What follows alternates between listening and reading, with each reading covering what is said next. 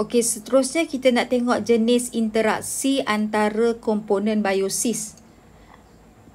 Boleh tengok muka surat 182, ada beberapa jenis interaksi antara komponen biosis, iaitu kita ada saprofitism, simbiosis, pemangsaan dan persaingan. Okey, di bawah simbiosis pula kita boleh bahagikan kepada 3, mutualism, commensalism dan parasitism. Okey, ni pun awak dah belajar dulu, cuma nak remind balik saja, nak ingat balik. Okey, jadi buat nota macam ni. Okey, buat nota macam ni. Ini nota, salin sebagai nota, salin. Semua yang nota yang cikgu tulis tangan ni semua awak kena salin balik dalam buku dalam buku nota. Okey. Contohnya lah, contohnya kita tengok yang pertama saprofitism. Di sini saya nak awak tuliskan maksud saprofitism tu apa dia. Saprofitism adalah merupakan interaksi organisma yang mendapat makanan daripada benda mati. Dan contohnya sekali. Okey, contoh kena tulis juga. Maksud dan contoh. Untuk bulatan saprofitism tu, tuliskan maksud dan contoh.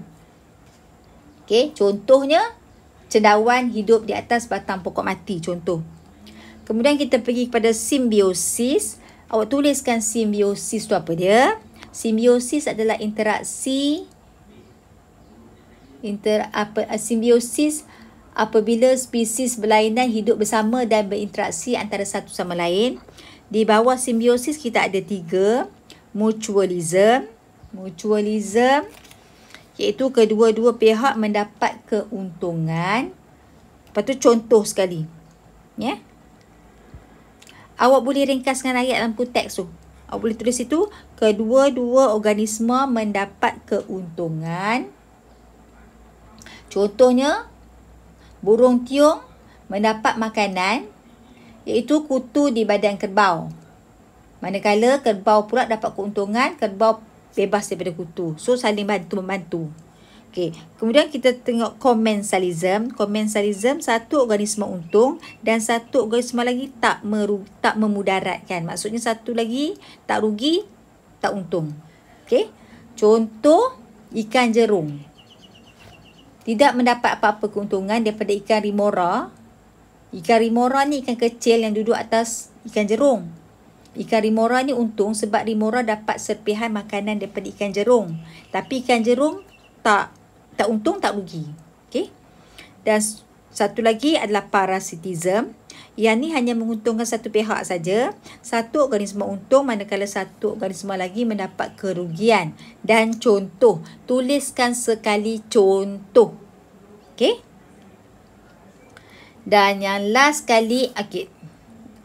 Yang seterusnya adalah pemangsaan.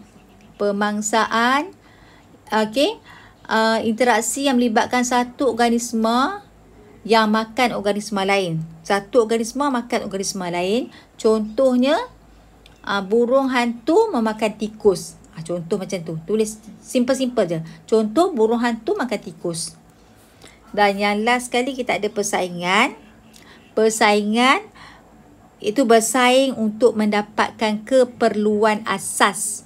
Keperluan asas, contoh keperluan asas, tulis kat situ, saya lupa nak tulis. Contoh keperluan asas adalah air, cahaya dan juga pasangan. Okey. Di bawah persaingan kita ada 2 jenis, persaingan intraspesies dan persaingan interspesies. Okey, persaingan interspesies tu apa dia? Persaingan antara tumbuhan yang berlainan. Spesies untuk mendapatkan cahaya matahari. Persaingan antara spesies yang berlainan. Intraspesies, persaingan dalam haiwan yang sama spesies. Okey. Tulis kat situ. Dan contohnya. Okey.